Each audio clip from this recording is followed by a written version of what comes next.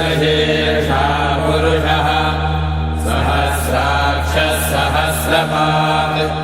स भूमिम् विश्वतो भूत्वा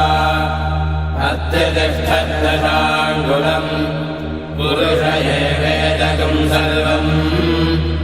यद्भूतं यच्च भव्यम् भूतामृतत्तस्येषानः यदन्नेनादिलोहति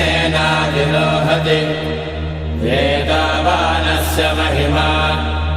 अतो ज्यायागश्च पूरुषः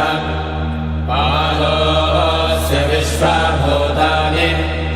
त्रिपादस्यामृतन्निमे त्रिपादोऽर्धमुदे पुरुषः